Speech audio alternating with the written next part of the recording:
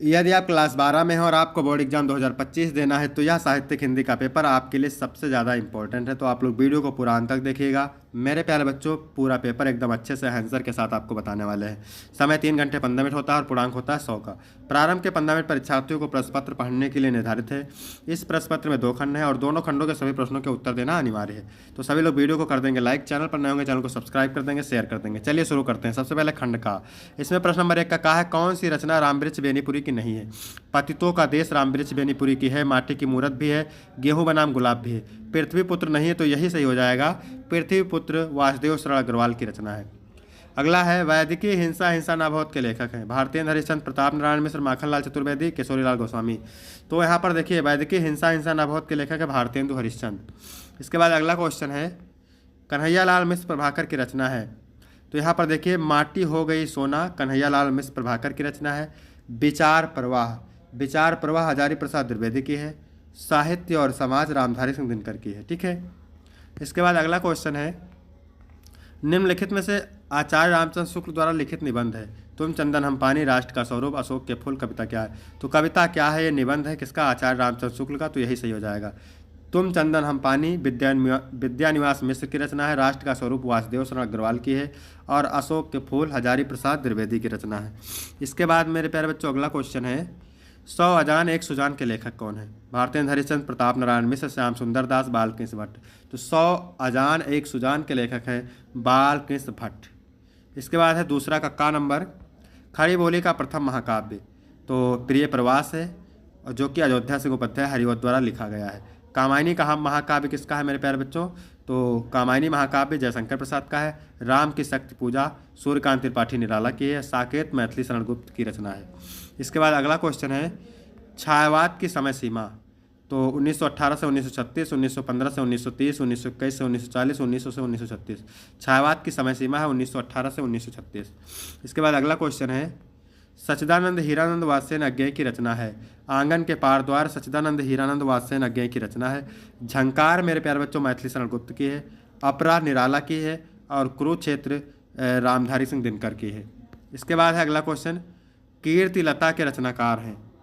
कीर्तिलता के रचनाकार है जगनिक, विद्यापति, दलपति, सारंगधर। तो मेरे प्यारे बच्चों विद्यापति कीर्तिलता के रचनाकार हैं। इसके बाद अगला क्वेश्चन है अंगा। हिरोशिमा कविता के लेखक हैं रामधारी सिंह दिनकर, सच्चिदानंद हीरानंद वात्स्ययन अज्ञेय, महादेवी वर्मा, माखनलाल चतुर्वेदी। तो हिरोशिमा कविता के लेखक है मेरे प्यारे बच्चों सच्चिदानंद हीरानंद वात्स्ययन अज्ञेय। ठीक है। वीडियो अच्छा लग रहा हो सब लोग वीडियो को लाइक कर देंगे। चैनल पर नए होंगे चैनल को जरूर सब्सक्राइब करेंगे मेरे प्यारे बच्चों। तो प्रश्न नंबर 3 है, क्या कह रहा है निम्नलिखित गद्यांशों पर आधारित प्रश्नों के उत्तर दीजिए। 10 अंक का है और गद्यांश के नीचे 5 प्रश्न रहते हैं। गद्यांश को पढ़ करके आपको उत्तर देना रहता है। तो चलिए सबसे पहले गद्यांश को पढ़ते हैं। पूर्वजों ने चरित्र और धर्म, विज्ञान, साहित्य, कला और संस्कृति के क्षेत्र में जो कुछ भी पराक्रम किया है उस सारे विस्तार को हम गौरव के साथ धारण करते हैं और उसके तेज को अपने भावी जीवन में साक्षात देखना चाहते हैं। यही राष्ट्र संवर्धन का स्वाभाविक प्रकार है, जहां अतीव वर्तमान के लिए भार रूप नहीं है, जहां भूत वर्तमान को जकड़ नहीं रखना चाहता, वरन अपने वरदान से पुष्ट करके आगे बढ़ना चाहता है, उस राष्ट्र का हम स्वागत करते हैं। तो मेरे प्यारे बच्चों यहाँ पर देखिए राष्ट्र शब्द आ गया है और राष्ट्र शब्द आ जाए, पृथ्वी शब्द आ जाए, जन शब्द आ जाए तो आप समझ जाइएगा कि ये पाठ का नाम क्या है, वासुदेव राष्ट्र का स्वरूप। तो पहला क्वेश्चन पूछ रहा है उपयुक्त गद्यांश के पाठ का और शीर्षक लेखक का नाम लिखिए। तो पाठ का नाम है राष्ट्र का स्वरूप, लेखक का नाम है वासुदेव शरण अग्रवाल। तो इसके लिए आपको मिलेंगे 2 अंक। फिर अगला क्वेश्चन पूछ रहा है, क्या कह रहा है किस राष्ट्र का हम स्वागत करते हैं। तो हम उस राष्ट्र का स्वागत करते हैं जो अपने भूतकाल के वरदान से वर्तमान को पुष्ट करके आगे बढ़ाना चाहता है। इसके बाद तीसरा क्वेश्चन पूछ रहा है प्रस्तुत गद्यांश का आशय स्पष्ट कीजिए। तो इस गद्यांश का आशय यह है कि हमें अपने पूर्वजों के योगदान पर गर्व है। हम चाहते हैं कि उनकी उपलब्धियों का प्रकाश हमारे भविष्य में भी बने रहे। यह राष्ट्र संवर्धन का स्वाभाविक तरीका है जिसमें अतीत को वर्तमान में बांधने के बजाय उसे आगे बढ़ाने का प्रयास किया जाता है। इसके बाद मेरे प्यारे बच्चों अगला क्वेश्चन पूछ रहा है पूर्वजों की किन उपलब्धियों को हम गौरव के साथ धारण करते हैं। तो हम पूर्वजों द्वारा किए गए पराक्रम, धर्म, विज्ञान, साहित्य, कला और संस्कृति के क्षेत्र में उनकी उपलब्धियों को गौरव के साथ धारण करते हैं। इसके बाद अगला क्वेश्चन है रेखांकित अंश की व्याख्या कीजिए। तो व्याख्या किसकी करना है मेरे प्यारे बच्चों, इसको पढ़ लेते हैं एक बार। यहाँ पर आप देख सकते हैं, पूर्वजों ने चरित्र और धर्म, विज्ञान, साहित्य, कला और संस्कृत के क्षेत्र में जो कुछ भी पराक्रम किया है, उस सारे विस्तार को हम गौरव के साथ धारण करते हैं और उसके तेज को अपने भावी जीवन में साक्षात देखना चाहते हैं। तो यहाँ से आप देख सकते हैं क्या, यहाँ से आप देख सकते हैं इसकी व्याख्या। रेखांकित अंश में यह बताया गया है कि एक ऐसा राष्ट्र जिसमें अतीत का बोझ नहीं है, बल्कि वह अपने भूतकाल की उपलब्धियों को वर्तमान के विकास में सहायक मानता है, का स्वागत किया जाना चाहिए। यह राष्ट्र अपने इतिहास को संजोते हुए उसे एक नई दिशा में ले जाने की कोशिश करता है। इसके बाद अथवा वाला देखते हैं मेरे प्यारे बच्चों, तो इसको पढ़ते हैं सबसे पहले, क्योंकि दो पूछता है, एक आपको करना रहता है। तो भाषा की साधारण इकाई शब्द है। शब्द के अभाव में भाषा का अस्तित्व ही दुरूह है। यदि भाषा में विकसनशीलता शुरू होती है तो शब्दों के स्तर पर ही। दैनंदिन सामाजिक व्यवहारों में हम कई ऐसे नवीन शब्दों का इस्तेमाल करते हैं जो अंग्रेजी, अरबी, फारसी आदि विदेशी भाषाओं से उधार लिए गए हैं। वैसे ही नए शब्दों का गठन भी अनजाने में अनायास ही होता है। वह ये शब्द अर्थात उन विदेशी भाषाओं से सीधे अविकृत ढंग से उधार लिए गए शब्द भले ही काम चलाऊं माध्यम से प्रयुक्त हों, साहित्यिक दायरे में कदापि ग्रहणीय नहीं। यदि ग्रहण करना पड़े तो उन्हें भाषा की मूल प्रकृति के अनुरूप साहित्यिक शुद्धता प्रदान करनी पड़ती है। यह प्रयत्न की आवश्यकता प्रतीत होती है। तो यहाँ पर जहाँ पर भाषा शब्द दिख जाए और भाषा की बात हो मेरे प्यारे बच्चों, तो वहाँ पर समझ जाइएगा कि ये पाठ का नाम है भाषा और आधुनिकता और लेखक का नाम है प्रोफेसर जी सुंदर रेड्डी। ठीक है, तो पहला क्वेश्चन पूछ रहा है उपयुक्त गद्यांश के पाठ का नाम और लेखक का नाम लिखिए, तो ये हो जाएगा आपका। इसके बाद दूसरा क्वेश्चन पूछ रहा है भाषा में विकसनशीलता किस स्तर पर शुरू होती है। तो भाषा में विकसनशीलता शब्दों के स्तर पर शुरू होती है, आपने अभी पढ़ा था। उसके बाद तीसरा क्वेश्चन है नए शब्दों का गठन कैसे होता है। तो नए शब्दों का गठन अनजाने में और अनायास होता है, जिसमें हम कई विदेशी भाषाओं से उधार लिए गए शब्दों का भी इस्तेमाल करते हैं। इसके बाद अगला है अविकृत और ग्रहणीय शब्दों का अर्थ लिखिए। तो अविकृत मतलब होता है बिना किसी परिवर्तन या विकृत के, और ग्रहणीय का मतलब होता है स्वीकार या स्वीकार करने योग्य। इसके बाद पूछ रहा है रेखांकित अंश की व्याख्या। तो मेरे प्यारे बच्चों व्याख्या किसकी करना है, इसको देख लेते हैं। भाषा की साधारण इकाई शब्द है। शब्द के अभाव में भाषा का अस्तित्व ही दुरूह है। तो चलिए इसकी देखते हैं व्याख्या कैसे लिखना है आपको। ठीक है, तो लिखना है गद्यांश में यह बताया गया है कि भाषा में नए शब्दों का विकास आवश्यक है, लेकिन ये शब्द केवल उधार के नहीं होने चाहिए। उधार के शब्दों को साहित्यिक दायरे में प्रयोग करने के लिए उन्हें भाषा की मूल प्रकृति के अनुसार शुद्ध किया जाना चाहिए। इसके लिए प्रयास और मेहनत की आवश्यकता है। इसके बाद मेरे प्यारे बच्चों प्रश्न नंबर 4 है, क्या कह रहा है, निम्नलिखित पद्यांशों पर आधारित प्रश्नों के उत्तर दीजिए। तो व्यापक ब्रह्म सबे तल फूरन है हमहु पहचानती हैं, यानी गोपियाँ उद्धव से कहती हैं उद्धव ब्रह्म की व्यापकता सभी जगह जल और थल में सभी जगह व्याप्त है और इसकी व्यापकता को हम सभी अच्छी से जानती हैं। पै बिना नंदलाल बिहाल सदा हरिश्चंद्र न ज्ञान ठानती हैं। गोपियाँ कहती हैं कि श्री कृष्ण के बिना हम सभी गोपियाँ व्याकुल रहती हैं और उनको छोड़कर आपके ज्ञान मार्ग को महत्व नहीं देती हैं। तुम उद्धव यही कहियो उनसे, हे उद्धव तुम जाकर उनसे यह कह देना कि हम सभी गोपियाँ और कुछ भी नहीं जानती हैं। पिए प्यारे तिहारे निहारे बिना आँखियाँ दुखियाँ नहीं मानती हैं। गोपियाँ कहती हैं कि मेरे प्यारे श्री कृष्ण के दर्शन के अतिरिक्त मेरी दुखियाँ आँखें कुछ भी स्वीकार नहीं करती हैं। तो ये मेरे प्यारे बच्चों पहला क्वेश्चन पूछ रहा है उपयुक्त पद्यांश के पाठ और उसके रचयिता का नाम। तो पाठ का नाम प्रेम माधुरी और लेखक का नाम है भारतेंद्र हरिश्चंद्र। ठीक है, उसके बाद दूसरा क्वेश्चन है गोपियाँ उद्धव से ब्रह्म के संबंध में क्या कहती हैं। तो गोपियाँ उद्धव से कहती हैं कि वह ब्रह्म को सब जगह व्याप्त मानती हैं, लेकिन उनके लिए नंदलाल कृष्ण के बिना जीवन अधूरा है। उनका ज्ञान ब्रह्म से नहीं बल्कि कृष्ण के प्रेम से ही परिपूर्ण होता है। वह कहते हैं कि वह नंदलाल के बिना कुछ नहीं जानती। इसके बाद अगला क्वेश्चन है, क्या कह रहा है, प्यारे तिहारे निहारे इन शब्दों में कौन सा अलंकार है। तो प्यारे तिहारे निहारे में अनुप्रास अलंकार है। यहाँ पर प्यारे और निहारे शब्दों में ध्वनि का मिलान किया गया है, जिससे सुनने में मधुरता आती है। इसके बाद है बिहाल तथा निहारे शब्दों का अर्थ। तो बिहाल का अर्थ है खुश या आनंदित, निहारे का अर्थ है देखना या निहारना। इसके बाद मेरे प्यारे बच्चों रेखांकित अंश की व्याख्या तो मैंने बता ही दिया, लेकिन चलिए देख लेते हैं। गोपियाँ उद्धव से कहती हैं कि आपके ज्ञान मार्ग का हमारे लिए कोई महत्व नहीं, क्योंकि श्री कृष्ण के वियोग में हम सब व्याकुल रहती हैं और उन्हें छोड़कर किसी प्रकार की ज्ञान चर्चा रुचिकर नहीं लगती। इसके बाद अथवा वाला देखते हैं, तो क्या है, झूम झूम मृदु गरज गरज घनघोर राग अंबर अंबर में भर निजरोर, झर झर झर निर्झर गिरसर में, घर मर तरु मरमर सागर में, सरित तड़ित गत चकित पवन में, मन में बिजन गहन कानन में, आनन आनन में रौघोर कठोर, राग अमर अंबर में भर निज रोर। तो पहला क्वेश्चन पूछ रहा है मेरे प्यारे बच्चों, उपयुक्त पद्यांश के शीर्षक और कवि का नाम। तो बादल राग पाठ का नाम है और कवि का नाम है सूर्यकांत त्रिपाठी निराला। दूसरा पूछ रहा है रेखांकित अंश की व्याख्या। तो मेरे प्यारे बच्चों व्याख्या किसकी करना है, ऊपर 2 लाइन, झूम झूम मृदु गरज गरज घनघोर, राग अमर अंबर में भर निज रोर। तो इसकी व्याख्या देख लेते हैं कैसे लिखना है। इस अंश में कवि ने बादलों की गरज को एक संगीत के रूप में प्रस्तुत किया है। राग अमर का अर्थ है कि यह राग अजर अमर है जो अंबर में गूंजता है। कवि ने बादलों की आवाज़ को धरती के हर कोने में फैलते हुए दर्शाया है। यह एक प्रकार से प्राकृत की अद्भुत सुंदरता और उसके संगीत का चित्रण करता है। ठीक है, इसके बाद अगला क्वेश्चन है, झर झर निर्झर गिरसर में पंक्ति में कौन सा अलंकार है। तो इस पंक्ति में अनुप्रास अलंकार है क्योंकि इसमें झर ध्वनि का पुनरावृत्त की गई है। बिजन तथा कानन शब्द का अर्थ है, तो बिजन वन के गहरे भाग या अंधकार से भरा हुआ क्षेत्र, और कानन का मतलब होता है वन या जंगल। इसके बाद अगला क्वेश्चन है, कवि बादलों से किस संदेश को सर्वत्र पहुंचाने का अनुरोध करता है। तो कवि बादलों से अनुरोध करता है कि वे अपने संगीत और गरज के द्वारा प्रेम और आनंद का संदेश सभी स्थानों तक पहुंचाएं। यह संदेश जीवन के विभिन्न पहलुओं को समाहित करते हुए धरती और आकाश के बीच एक मधुर संबंध स्थापित करने का है।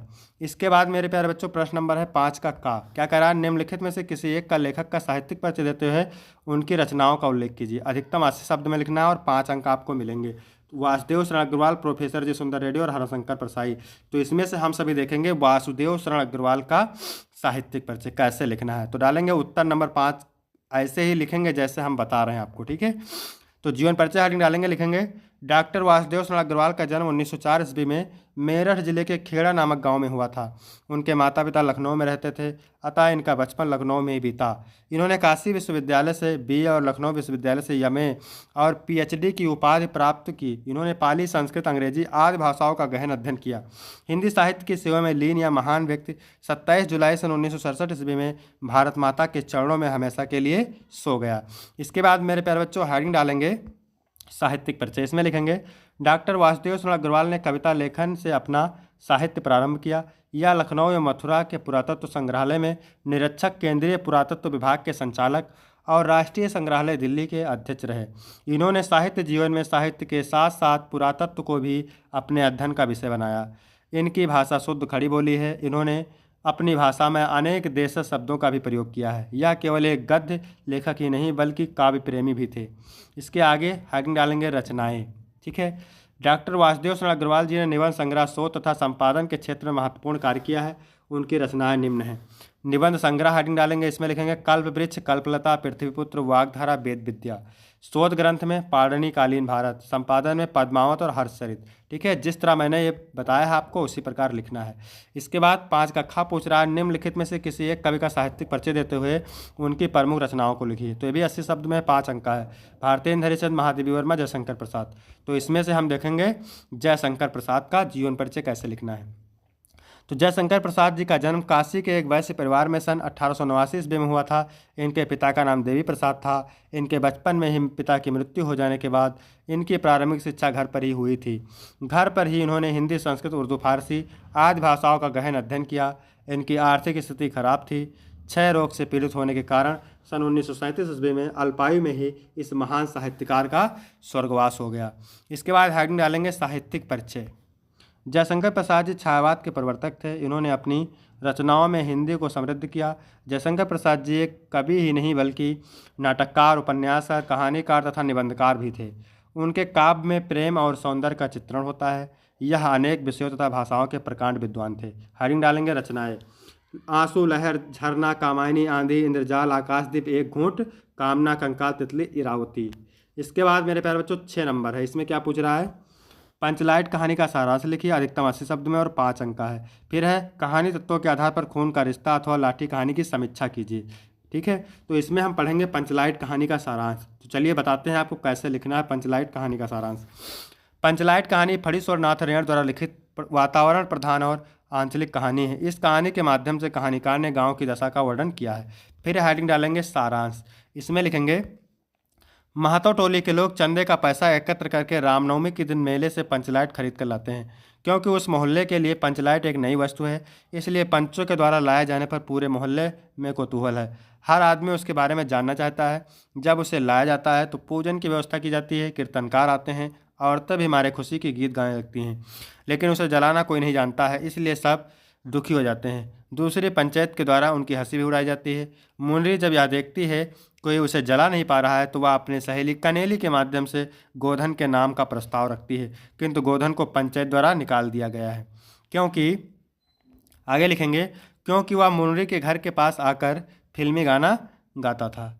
फिर भी समस्या को ध्यान में रखकर छड़ीदार उसे बुलाने जाते हैं, लेकिन वह नहीं आते हैं। दूसरी बार गुरली काकी उसे बुलाने जाती है तो वह आ जाता है। उसके आने पर सभी के चेहरे खिल जाते हैं, सब प्रसन्न हो जाते हैं। वह इसलिए कि पंचलाइट अब जल जाएगा। गोधन आकर कहता है कि ठीक है, हम इसे जला देंगे, लेकिन थोड़ी सी स्प्रीट दे दो। इस पंचायत में स्प्रीट है नहीं। मुनरी गर्री का तेल लाकर देती है और गोधन पंचलाइट जला देता है। सब लोग प्रसन्न हो जाते हैं, जिसके कारण पंचायत द्वारा उसके समस्त गुनाह माफ कर दिए जाते हैं और उससे कहा जाता है अब तुम फिल्मी गाना गा सकते हो। पंचायत के सभी लोग अति प्रसन्न हो जाते हैं। तो मेरे प्यारे बच्चों, इसी तरह से आपको पंचलाइट कहानी का सारांश लिखना है। इसके बाद 7वां नंबर है 100 पठित खंड काव्य के आधार पर किसी एक खंड काव्य के एक प्रश्न का उत्तर लिखिए। अधिकतम शब्द सीमा 80 शब्द और 5 अंक मिलेंगे आपको। तो ये अलग अलग जिलों के लिए खंड काव्य है, तो इसको आप तैयार करेंगे। इसके बाद हम बात करेंगे खंड खा। तो इसमें 8 का नंबर है मेरे प्यारे बच्चों। निम्नलिखित संस्कृत गद्यांशों में से किसी एक का संदर्भ सहित हिंदी में अनुवाद कीजिए। 7 अंक का होता है, 5 अंक अनुवाद के लिए और 2 अंक मिलते हैं संदर्भ के लिए। ठीक है, तो चलिए देखते हैं इसका अनुवाद। धन्यो एवं भारत देशा, यह भारत देश धन्य है। यत्र समुलिसत, जहाँ, यत्र माने जहाँ, जनमानस पावनी माने लोगों के मन को पवित्र करने वाली, भव्य भाव उद्भावनी माने सुंदर भावों को जन्म देने वाली, उत्पन्न करने वाली, शब्द संदोह प्रसवनी और शब्दों के समूह को जन्म देने वाली, सुर भारती माने संस्कृत भाषा समुल्लिसत माने सुशोभित है। यानी यह भारत देश धन्य है जहाँ जनमानस को पवित्र करने वाले, सुंदर भावों को उत्पन्न करने वाली, शब्दों के समूह को जन्म देने वाली संस्कृत भाषा सुशोभित है। विद्यमानेश निखले वह, विद्यमान वर्तमान वांग्यम से माने साहित्यों में, अस्या वांग्यम इसका साहित्य, सर्वश्रेष्ठ माने सर्वश्रेष्ठ, सुसंपन्न माने सुसंपन्न, वर्तते माने है। यमेव भाषा संस्कृत नामनापि लोके प्रथितास्त, यही भाषा संस्कृत के नाम से संसार में प्रसिद्ध है। अस्माकम रामायण महाभारत ऐतिहासिक ग्रंथा, हमारा रामायण महाभारत ऐतिहासिक ग्रंथ, चत्वारो वेदा, चारों वेद, सर्व उपनिषद, सभी उपनिषद, 8-10 पुराणानि, 18 पुराण, अन्यान चा महाकाव्य नाटक आदि और अन्य महाकाव्य नाटक आदि अस्यामेव भाषाएं लिखतान संति, इसी भाषा में लिखे गए हैं। यहाँ पर संदर्भ देख सकते हैं कैसे लिखेंगे। प्रस्तुत गद्यांश हमारी पाठ्यपुस्तक संस्कृत भाषा महत्तम नामक पाठ से अवतरित है। इसके बाद अथवा वाला देखते हैं। ठीक है, तो अथवा वाला आपको कैसे लिखना है। प्रीतः गुरु तम भाषत सौम्य, विदित वेदितव्यो वश्य, नास्ति किमपि आविदितम तो अधत्तोये अस्माकं देशः अज्ञान अंधकारे निमग्नो वर्तते, नार्या अनाद्रियन्ते क्षुद्राच्छ त्रिस्क्रियन्ते, अज्ञानिनः पाखंडिनः च पूज्यन्ते, वेद सूर्य उदयम् अंतरा अज्ञान अंधकारं नागमिष्यत्, सो स्वस्तयतु ते उन्नमय पतितान, समुद्र स्त्री जाति खंडय पाखंडम इत्रेयो मे अभिलाषा इमेव च में गुरु दक्षिणा। तो संदर्भ लिखेंगे। प्रस्तुत गद्यांश हमारी पाठ्यपुस्तक संस्कृत दिनदर्शिका के महर्षि दयानंद नामक पाठ से अवतरित है। तो चलिए इसका अनुवाद देखते हैं कैसे लिखना है। गुरु ने प्रसन्नतापूर्वक उनसे कहा, सौम्य, तुम अपने योग्य सभी बातें जान चुके हो, अब तुम्हें कुछ भी अज्ञात नहीं। इन दिनों हमारा राष्ट्र अज्ञान रूपी अंधकार में डूबा हुआ है। आज यहाँ नारियों का अनादर किया जाता है, शूद्र तिरस्कार किए जाते हैं और अज्ञानी व पाखंडी पूजे जाते हैं। अज्ञान रूपी अंधकार बिना वेद रूपी सूर्य के उदित हुए दूर नहीं होगा। तुम्हारा कल्याण हो, पतितों का ऊंचा उठाओ, स्त्री जात का उद्धार करो, पाखंड का खंडन नाश करो, यह मेरी अभिलाषा है और यही मेरी गुरु दक्षिणा है। इसके बाद है खा नंबर। 8 का खा नंबर क्या कह रहा है। निम्नलिखित संस्कृत श्लोकों में से किसी एक का संदर्भ सहित हिंदी में अनुवाद कीजिए। तो प्रीणात यह सुचरते पितरम सापुत्रो, यदि भत्रेयो हिमत इच्छत तत्र कलन्नम, तत्र मित्रम आपाद सुखे च समक्रिया यदा, एतत्ते जगत पूर्णकृतो लभन्ते। ठीक है, तो इसका अनुवाद देखते हैं कैसे लिखना है। प्रीणात या सुचरते पितरम सा पुत्रो, ठीक है, अपने अच्छे आचरण से पिता को प्रसन्न रखने वाला पुत्र, ठीक है। जो पितरम माने पिता को, सुचरित्र माने अपने अच्छे आचरण से, प्रीणात माने प्रसन्न करता हो, सा पुत्रो माने ऐसा पुत्र, यद भर्तृयो हिमत इच्छत तत्र कलनम, और जो अपने पति का हित चाहती हो, तत् कलनम ऐसी स्त्री, तन मित्रम आपाद सुखे चा समक्रियम यद, ठीक है। और तथा सुख और दुख में एक जैसा व्यवहार करने वाला ऐसा मित्र, जो सुख और दुख में एक जैसा व्यवहार करता हो ऐसा मित्र, एतत्यम जगत पुण्य कृतो लभंते, इन तीनों को संसार में पुण्यशाली लोग ही पाते हैं। बात समझ में आ गई, ठीक है। जो अपने पिता को अच्छे आचरण से पसंद करता हो ऐसा पुत्र, ठीक है। जो अपने पति का हित चाहती हो ऐसी स्त्री, और जो सुख और दुख में समान व्यवहार करता हो ऐसा मित्र, इन तीनों को संसार में सौभाग्यशाली लोग ही पाते हैं। संदर्भ लिखेंगे प्रस्तुत श्लोक हमारी पाठ्यपुस्तक संस्कृत के सुभाषित रत्नान नामक पाठ से अवतरित है। इसके बाद में है अथवा वाला, तो देख लेते हैं इसको कैसे लिखना है। परस्त्रेश चा रमेश विविधा कानंदुर्मा वायु वेग प्रचलिता पुष्पेर व किरंत गाम। प्रस्तुत श्लोक हमारी पाठ्यपुस्तक संस्कृत दिनदर्शिका के ऋतुवर्णम नामक पाठ के वसंत खंड से अवतरित है, ठीक है। वायु वेग से हिलने के कारण अनेक प्रकार के जंगली वृक्ष सुंदर पत्थरों एवं धरा पर पुष्प बिखेर रहे हैं, ठीक है। सुंदर पत्थरों एवं धरा पर यानी पृथ्वी पर पुष्प बिखेर रहे हैं। इसके बाद प्यारे बच्चों 9 नंबर प्रश्न क्या कह रहा है, निम्नलिखित में से किन्हीं 2 प्रश्नों के उत्तर दीजिए। तो संस्कृत से गौरवम दृष्ट्वा दंडिना किम उक्तम, दंडिना उक्तम संस्कृतम नाम देवी वाग्वाक्यंता महाऋषि, केन अमृतस्सु आशा नास्ति वित्तेन अमृतस्सु आशा नास्ति, वर्षा काले नगेंद्रा कीदृशा भवन्ति, तो वर्षा काले नगेंद्रा रम्या भवन्ति। इसके बाद मेरे प्यारे बच्चों 10 का क ख गा है, इसमें रस अलंकार छंद है 2-2 अंक के, श्रृंगार रस अथवा करुण रस, यमक अलंकार अथवा संदेह अलंकार, और चौपाई अथवा कुंडलीय छंद, ठीक है। इसके बाद 11 नंबर प्रश्न है मेरे प्यारे बच्चों, निम्नलिखित में से किसी एक विषय पर निबंध, साहित्य और समाज, प्रदूषण की समस्या और समाधान, आतंकवाद मानवता के विकास में बाधक है, विज्ञान वरदान अभिशाप। तो इसके लिए आपको 9 नंबर मिलेंगे, तो इसको आप तैयार करेंगे। फिर 12 का पहला है नयनम का संधिविच्छेद, तो नयनम का होता है ने प्लस अनम। इसके बाद है दूसरा कला व्यू का संधिविच्छेद, तो कला व्यू का होता है कलो प्लस यू। इसके बाद है वृद्धा का संधिविच्छेद, तो वृद्धा का संधिविच्छेद होता है क्या, वृद्ध प्लस धा, ठीक है। यहाँ पर दा ऑप्शन बिल्कुल करेक्ट हो जाएगा। इसके बाद है निम्नलिखित में से किसी एक पद का समास का नाम लिखिए, तो अनुरूपम में अव्ययीभाव समास है, श्रेष्ठ पुरुषावन तत्पुरुष समास है, और मीनाक्षी में कर्मधाराय समास है, ठीक है मेरे प्यारे बच्चों।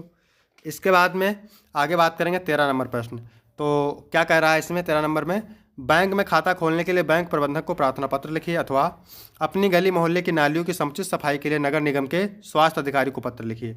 तो आप कमेंट करके बताएंगे, अगर एप्लीकेशन आपको तैयार नहीं होगा प्रार्थना पत्र तो हम इसका वीडियो अलग से बना देंगे।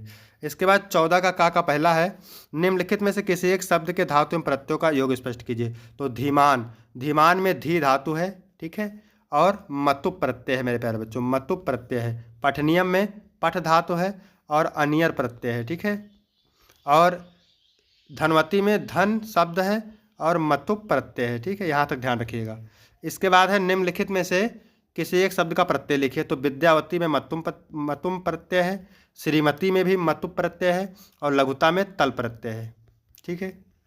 इसके बाद है खा नंबर, क्या कह रहा है, रेखांकित पदों में से किसी एक पद में प्रयुक्त विभक्ति से संबंधित नियम का उल्लेख करें। 2 अंक का है आकाश छात्रे सम स्नात, तो जहाँ पर सम शब्द दिख जाए, क्या दिख जाए, सम शब्द, समम लिखा है, यहाँ पर क्या लिखा है, समम, और समम शब्द दिख जाए तो समझ जाइएगा कि यहाँ पर तृतीया विभक्ति है, श्री गणायसे नमः, और जहाँ पर नमा शब्द दिख जाए तो वहाँ पर समझ जाइएगा चतुर्थी विभक्ति है, और जहाँ पर प्रति शब्द दिख जाए तो वहाँ समझ जाइएगा कि द्वितीय विभक्ति है। तो यहाँ तक वीडियो कंप्लीट होता है मेरे प्यारे बच्चों। वीडियो कैसा लगा, वीडियो अच्छा लगा तो वीडियो को लाइक करें, चैनल को सब्सक्राइब करें। फिर मिलते हैं आपको अगले वीडियो में, तब तक के लिए धन्यवाद।